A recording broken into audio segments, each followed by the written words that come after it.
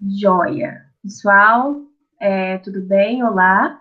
Continuando, né, as nossas aulas e correções sobre o PET 6 do nono ano de Ciências da Natureza. Hoje nós vamos abordar as semanas 2 e 3.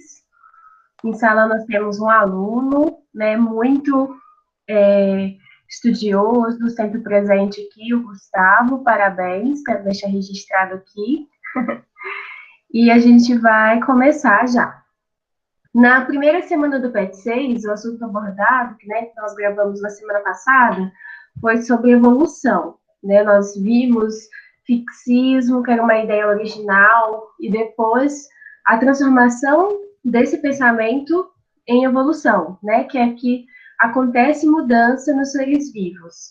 E aí a gente viu como que as explicações sobre como a evolução acontece foi mudando ao longo do tempo, tá?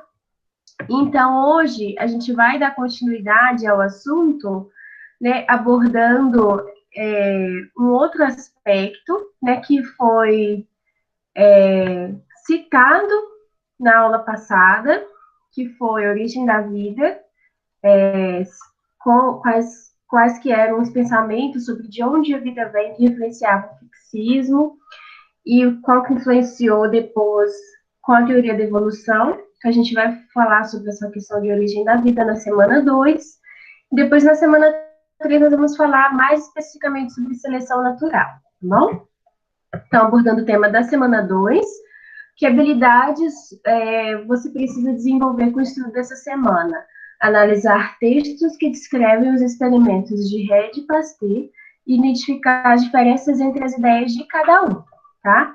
Então, Red e Pasteur foram dois pesquisadores que fizeram experimentos super importantes para a teoria, né, sobre as teorias sobre a origem da vida, tá bom? Uma delas é chamada de abiogênese ou geração espontânea, né? O que ela diz? Ela diz que a vida pode surgir a partir da matéria inanimada, né, foi o pensamento predominante da antiguidade até o século XV e foi defendida por filósofos muito importantes como Aristóteles. Então, por exemplo, eles não encontravam explicações para, por exemplo, locais com armazenamento de roupas sujas, com o tempo aparecer ratos, aparecer baratas nessas roupas. Então, existe até umas propostas de fórmulas. O que você deve acrescentar num determinado recipiente ou ambiente para que eles produzam seres vivos. Né? Então, eles acreditavam que aqueles materiais inanimados, ou seja, sem vida, poderiam, com o tempo, dar origem a seres vivos, né? Como ratos e baratas que apareciam nessas roupas sujas. Outro exemplo seria os depósitos, né, onde se guardavam milhos, que com o tempo apareceriam ratos, que esses ratos seriam originados dos milhos, que teriam se transformado nesses ratos. Aí tem até esse desenho aqui, né, fazendo uma graça com isso, um ratinho reconhecendo o milho e falando, mamãe, que saudades, né, pela teoria da abiogênese. Ele teria surgido a partir desse milho.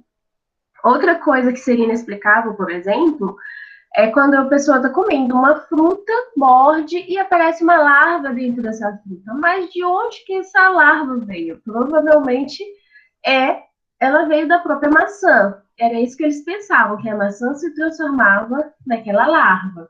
Né? Então, ali nós teríamos um material virando um outro ser vivo. Então, essa era a teoria predominante até o século XV. Joia?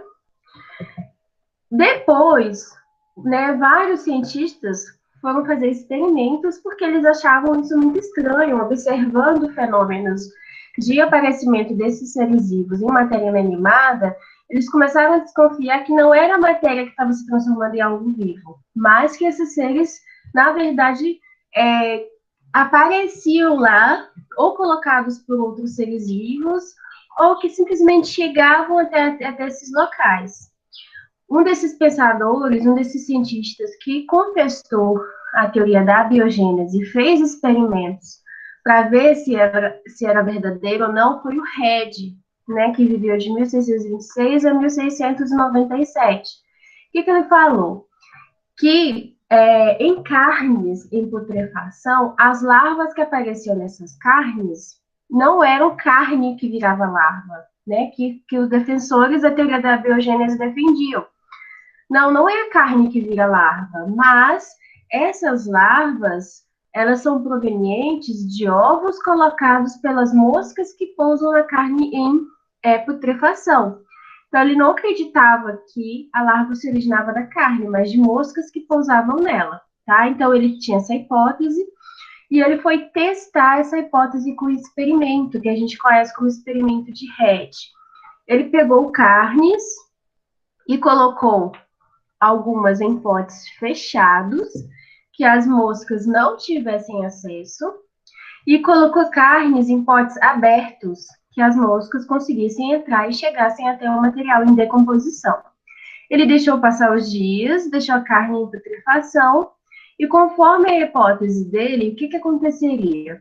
Se as larvas viessem da própria carne, nos dois potes apareceriam larvas, porque independeria de as moscas conseguirem chegar até ela. Mas, se as larvas viessem das moscas, só apareceria larva nos frascos que as moscas conseguissem entrar. Então, ele delineou um experimento para testar a hipótese dele. É interessante que a hipótese ele sugeriu com base na observação. Ele viu, nossa, tem moscas pousando aí. Então, será que essas larvas vão subir dessas moscas? E aí ele foi hipotetizou algo e pensou num modo inteligente de testar essa hipótese. O que ele obteve como resultado? Com o tempo, só apareceram larvas nas carnes dos frascos abertos, que as moscas tiveram acesso. Com isso, né, ele chegou à conclusão que um ser vivo só surge a partir de outro ser vivo pré-existente. Tá? Então, a partir daí, a teoria da biogênese foi fortalecida, né? E a teoria da biogênese foi enfraquecida.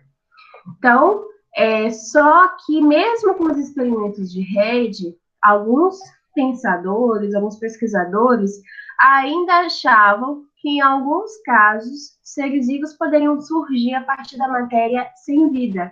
Por exemplo, já tinham começado a usar os microscópios e viam que em soluções nutritivas tinham micro-organismos, muitos micro-organismos. E de onde que eles vêm, né? Eles tinham o caldo lá sem nenhum micro-organismo, passavam os dias, tinham vários. Então, eles acreditavam que o caldo sem vida se transformava nesses micro-organismos vivos. Então, mesmo com os experimentos de Red, eles ainda tinham pessoas que acreditavam que, em alguns casos, sim, a vida surgia a partir da matéria inanimada. E aí, é importante a gente ressaltar, desse exemplo do experimento de Red, que nós temos o chamado método científico, que é o conjunto de regras utilizadas para conquistas de conhecimento científico com obtenção de resultados confiáveis. Né? Então, tem a hipótese, um delineamento de como testar se essa hipótese é falsa ou verdadeira. Você desenvolve métodos com a menor, que reduz a probabilidade de erro, tá? De você considerar como certo algo que é errado e vice-versa. Então, você faz uma pesquisa organizada, tá bom? Então, a gente chama isso de método científico, que garante que você obtenha resultados mais confiáveis, né? Garantir, sempre com alguma possibilidade de erro, né? Que todos os testes científicos, eles trabalham com alguma probabilidade de erro. Então, como eu falei para vocês, depois dos experimentos de Red, né, do método científico que ele usou, ainda acreditavam alguns na teoria da biogênese. Nesse contexto, Louis Pasteur foi muito importante porque ele fez um experimento para testar de onde vinham esses micro-organismos dos líquidos nutritivos, das soluções nutritivas. Então, o que ela hipotetizou? Que esses micro-organismos provavelmente são trazidos pelo ar. Como é que ele testou essa hipótese? Qual foi o método científico que ele usou para testar essa hipótese? Ele colocou um caldo nutritivo no balão, né, volumétrico. Ele esquentou o gargalo do balão para que obtivesse esse formato de pescoço de cisne e esquentou o líquido nutritivo no seu interior, tá? Quando ele esquenta, esses micro-organismos, né, só se tivesse, eles são mortos, né, devido ao calor. Então, ele fez o que? Esterilizou o líquido nutritivo e deixou esse líquido passar os dias dentro desse frasco. E aí ele viu que, mesmo com o passar do tempo, não apareceram micro-organismos. E aí, passou-se uns dias, ele quebrou o gargalo, né, do balão, né, quebrou o pescoço e deixou que o caldo entrasse em contato com o ar, né, porque com esse pescoço aqui, é mais difícil do ar entrar em contato. O ar vai entrar, mas vai encontrar aqui várias barreiras. Então, quando ele quebrou o gargalo e tornou esse ar, esse contato do ar com o caldo direto, ele viu que começaram a aparecer micro-organismos nesse caldo nutritivo, tá? Então, com esse experimento, ele mostrou que os micro-organismos, na verdade, eles eram trazidos pelo ar que entrava em contato com o caldo nutritivo. Aí tem esse outro desenho aqui também, né? Só para porque tem alunos que têm dificuldade para entender esse experimento, né? E o que ele significa. Então, ele pega o caldo que ferve para esterilizar, né? E esse balão aqui em contato com o ar, mesmo fervido, com o tempo, como ele está em contato com o ar, micro-organismos começam a proliferar, tá? Já no balão que ele esterilizou, que tem esse pescoço em formato de cisma, e passados os dias, o balão ele não adquire micro-organismos, só quando ele quebra o pescoço, porque o ar começa a entrar em contato direto com o caldo nutritivo. Então, o que ele pensou? Aqui nesse pescoço começa a se depositar gotículas de água. Ele não ferveu? Então, sobe o vapor vai condensando aqui e formando gotículas no pescoço. Quando o ar vai entrar por esse pescoço, esses micro-organismos presentes no ar podem ficar retidos nessas gotículas que estão no caminho. Então, esse pescoço funciona como uma espécie de filtro contra micro-organismos presentes no ar. Então, esse experimento de Louis Pasteur foi super importante para mostrar, né, a origem da vida no caldo nutritivo, né, desses micro-organismos. E assim, a teoria da abiogênese, ela foi desacreditada, né, se mostrou a origem desses micro-organismos. Não era da matéria inanimada, que no caso era o caldo nutritivo, mas eram seres que já existiam e eram trazidos pelo ar. Então, mais uma vez, foi provado que a vida surge a partir de outro ser vivo pré-existente. Esse ser vivo dá origem a outros seres através da reprodução. E não a matéria inanimada, né, como o solo, como madeira, como lixo, viraria um ser vivo, né? Eu lembro que quando eu era criança, a minha avó falava assim, olha, não joga arroz no lixo, senão esse arroz vai virar larva, aquelas larvas branquinhas lá dentro. Então, a minha avó, até hoje, ela deve pensar isso, porque mesmo eu explicando para ela, é um conhecimento tão arraigado, que ela assim, nossa, a larvinha branca parece com arroz. Então, o arroz virou larvinha branca. Então, a gente acha que não, mas até hoje tem pessoas que acreditam na teoria da biogênese, né, devido à simplicidade, por não saber explicar de onde aquilo está vindo, mas quando a gente vai estudar os seres vivos, né, como é que eles se reproduzem, alguns têm o desenvolvimento que passa por fases, ovo, larva e adulto, e aí a gente vê que aquelas larvinhas faz parte da vida daquele ser, a gente entende de onde que ele veio, tá bom? Então, é mais uma importância do estudo de ciências para as nossas vidas. Então, passando para as atividades da semana 2, a atividade 1 pede, né, para a gente analisar as proposições abaixo sobre a teoria da biogênese. 1. É uma teoria segundo a qual um ser vivo origina-se somente a partir de processos de reprodução, tá? Então, aqui, de acordo com a biogênese, um ser vivo só se originaria a partir de processos de reprodução de outros seres vivos? Sim, é verdade. E a gente coloca essa como correta. 2. Segundo essa teoria, a vida pode surgir a partir da matéria inanimada. Isso é verdade? Não. Quem diz que a vida pode surgir através de matéria inanimada é a abiogênese, não a biogênese. Então, a 2 é falsa. 3. Os experimentos de Rede de Pasteur nos séculos 17 e 19, respectivamente, foram muito importantes para a credibilidade dessa teoria. Sim, né, Rede de Pasteur, nesses séculos, foram importantes para a credibilidade da biogênese, então a 3 é verdadeira. 4. Os diferentes experimentos e pesquisas realizados com o objetivo de consolidar a teoria da biogênese levaram à descrença da teoria da geração espontânea. Sim, os experimentos, né, cada vez mais que reforçavam uma teoria, levavam a outra à descrença. Tá joia? Alguma dúvida? Quem tá aí é o Gustavo. Gustavo, qualquer coisa, você manda uma mensagem, levanta a mão aí no recurso do Meet. Thaís pode abrir o áudio também, se quiser comentar. Atividade 2. Qual era o objetivo que Red visava alcançar com o seu experimento? Né? Então, Red,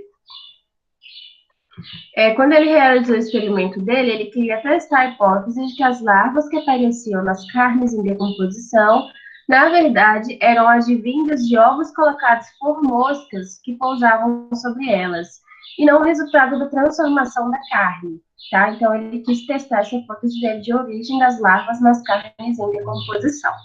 Tá bom? 3. Qual a importância do método científico para a evolução da ciência? O método científico permite a obtenção de resultados confiáveis. É pelas etapas desse método que é criado um padrão para o desenvolvimento de uma pesquisa, que pode resultar em uma teoria que explica um determinado fenômeno. Tá? Então, quando você vai estudar em ciências, independente da área que for, que ciências tem várias áreas, você usa testes estatísticos que trabalham com probabilidades de erro. Geralmente, os testes estatísticos têm uma probabilidade de erro de 5%. Então, 95% de chance daquilo estar certo. Então, é uma probabilidade muito alta. Então, são testes que geram resultados confiáveis, tá bom? E o método científico, ele permite isso. 4. Explica a importância da experiência de Pasteur para as ciências. Mesmo com os resultados de Red, a teoria da biogênese continuava sendo usada para explicar a origem de micro-organismos, pois muitos pesquisadores não conseguiam imaginar ou crer como seres tão diminutos e simples poderiam se reproduzir. Os experimentos de Pasteur contribuíram para reforçar definitivamente a hipótese da biogênese, tá bom? Então, essa é a importância dos experimentos de Pasteur para as ciências. Agora a gente já vai falar da semana 3. Eu vou dar uma saída aqui só para ver se está tudo bem. Se está tendo comentários de... Tá com vergonha, Gustavo? Então, respira. Teoria da biogênese. A biogênese, tranquila, né? Bem simples, os experimentos são lindos. É legal ver esse pessoal que, mesmo na simplicidade, consigo bolar umas ideias interessantes para testar suas hipóteses, tá? Então, a gente já vai entrar com o assunto da semana 3. Joia! Na semana 3 é retomado o conteúdo da semana 1, né? Que na semana 1 foi falado sobre Darwin, sobre Lamarck, fixismo. Então, aqui a gente entra em mais detalhes sobre a seleção natural. Sua habilidade essa semana é associar os processos de seleção natural à evolução dos seres vivos a partir de descrições de estudos de caso, tá? Então, seleção natural e evolução. A gente vai estudar casos que nos ajudem a entender a associação entre essas duas coisas. Que fatores que afetam a seleção natural? O PET nos traz 3 fatores que vão afetar a seleção natural, né? Como ela vai acontecer, se ela vai acontecer sobre uma determinada característica, né? Sobre uma determinada espécie. Qual é o primeiro fator?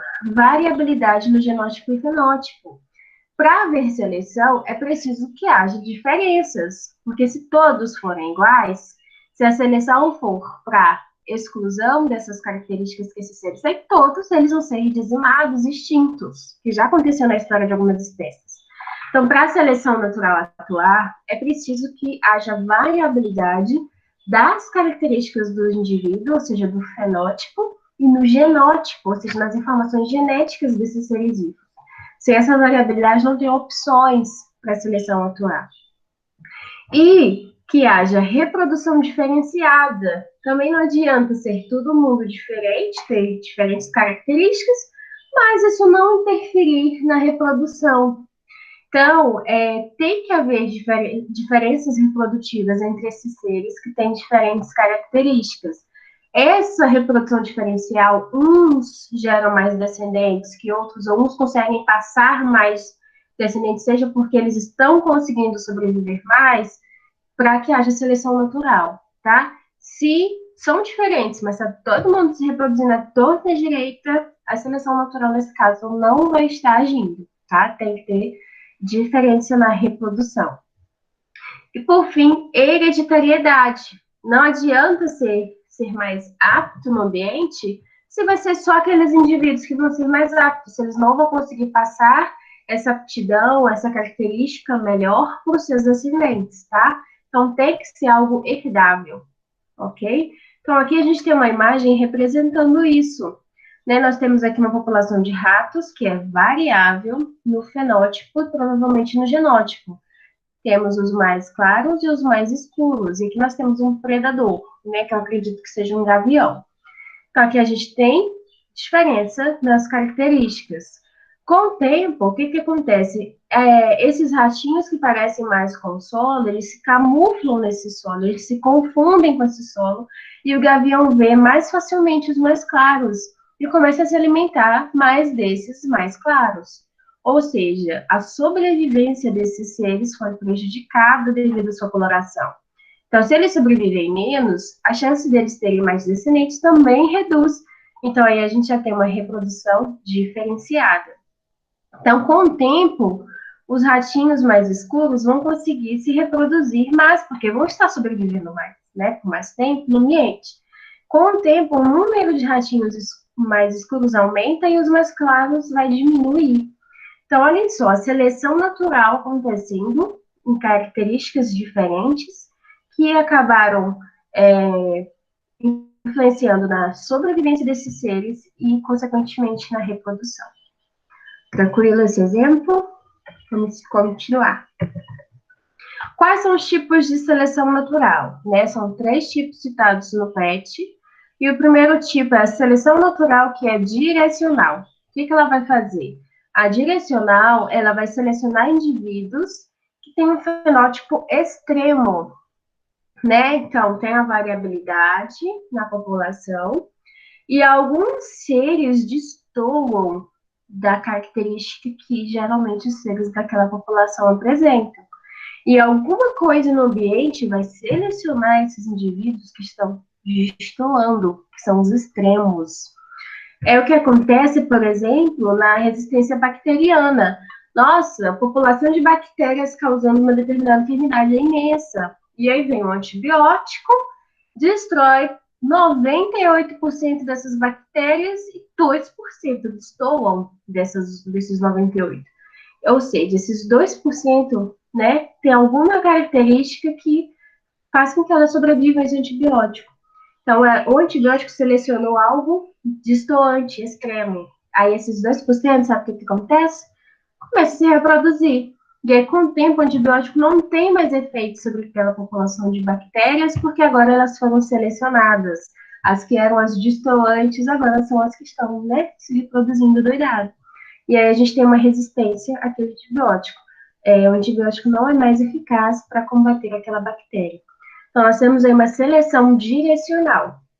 Então, se a gente fosse representar pelo gráfico, nós teríamos aqui uma curva da característica vista antes.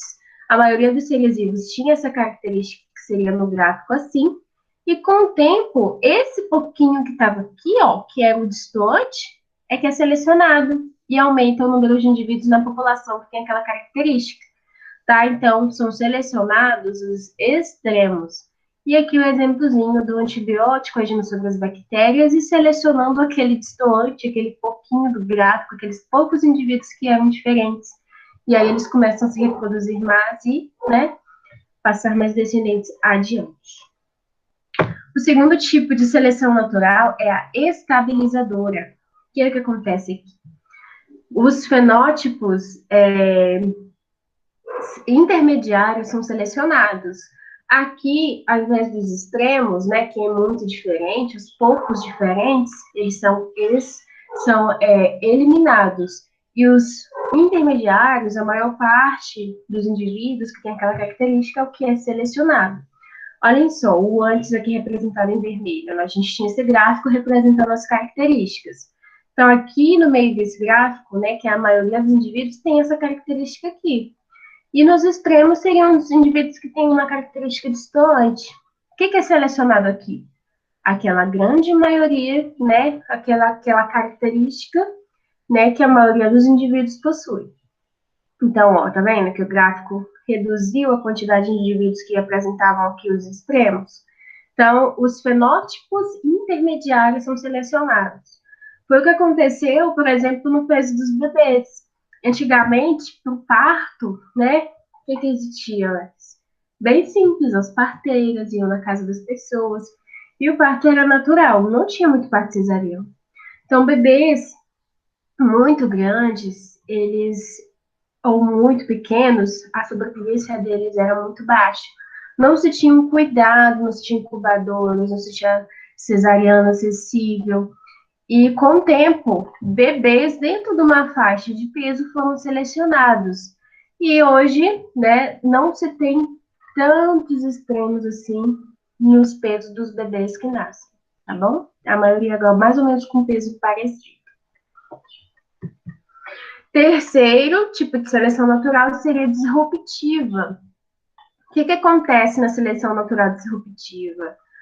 Os, os extremos, eles são selecionados e o intermediário é eliminado. Aqui nós temos o exemplo de conchas, né? Elas já tinham esses três fenótipos, essas três características. E o que acontecia antes? Essa característica aqui do meio era a que tinha, né, em maior quantidade, o fenótipo mais comum na população dessas conchas, desses bivalves. Com o tempo, a seleção mudou e reduziu, tá vendo? Ó, quase a zero aqui, não tem um eixo Y, mas é quase a zero. Essa característica, enquanto que os dois extremos que existiam aumentaram a frequência na população. Então, os extremos aqui foram selecionados, enquanto o intermediário foi eliminado. Alguma coisa no ambiente aconteceu que ter essa característica aqui se tornou desvantajoso, tá bom? A mesma coisa a gente pode observar no exemplo aqui dos tentilhões de Galápagos, né? Os tentilhões de seus bicos. Então, o que se observa nesses tentilhões? Que havia variação, né, no tamanho desses bicos e que conforme o alimento disponível no ambiente, eles foram selecionados. Então, no momento da história, os tentilhões com bicos intermediários, né, foram selecionados negativamente, enquanto com os bicos maiores e com os bicos menores foram selecionados de modo positivo, né? Conseguiram sobreviver mais, tinha a ver com o tamanho das sementes presentes para ele se alimentar. Então, esse aqui, intermediário, foi eliminado e os extremos foram selecionados, tá bom? Então, a gente tem seleção de fenótipos extremos, enquanto o intermediário ele é eliminado. Um organismo mais apto não é necessariamente mais forte, e sim o mais adaptável às características de um dado ambiente. A gente vê isso aqui, por exemplo, em caracteres como cor. Cor não significa força. A cor significa alguma outra adaptação ao ambiente. Né? A cor pode ser favorecida ou não, não tem nada a ver com força. A mesma coisa em relação aos bicos. Bico maior, bico menor. Consegue comer sementes maiores e mais duras, explorar esses alimentos, e alimentos bem menores, né, que esse outro já não dá tanto valor. Então, eles conseguem explorar alimentos, o que não tem nada a ver com força. Esse conceito de ser mais apto, apto não mais forte, não se aplica a todos os casos, tá bom? É o mais adaptável.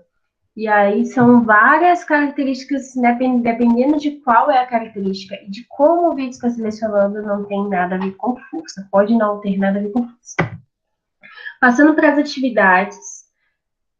Quais tipos de seleção natural existem? Escreva a ideia principal que caracteriza cada uma. Então, existe a direcional, que seleciona indivíduos de um fenótipo extremo. A disruptiva, que seleciona indivíduos de fenótipos intermediários, eliminando os extremos. E a estabilizadora, que seleciona indivíduos dos fenótipos extremos, eliminando o intermediário. Tá? Nós acabamos de falar sobre todas elas. 2. Explica a relação entre o uso exagerado de remédios e a resistência bacteriana. Nós falamos também.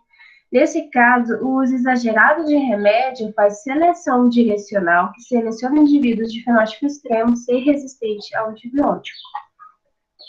Tá? 3. Cite um exemplo de seleção estabilizadora diferente daquele já citado no texto. Então, o texto falou sobre a estabilizadora no peso dos bebês. Então, se vocês procurarem na internet, tem esse exemplo aqui da anemia falciforme e da malária em algumas populações da África, né? O que aconteceu aqui? Um alelo recessivo começou a ser selecionado em algumas populações. O alelo recessivo que determina a anemia falciforme. A presença desse alelo recessivo aumenta a resistência das pessoas contra a malária. Então, mesmo sendo um alelo, né, que aumenta as chances de aparecerem pessoas com a doença na população, ele protege as pessoas de uma outra doença que é avassaladora, que seria a malária. Então, indivíduos heterozigotos, ou seja, que tem um alelozinho para a doença, né, para anemia, foram ser estabilizados na população.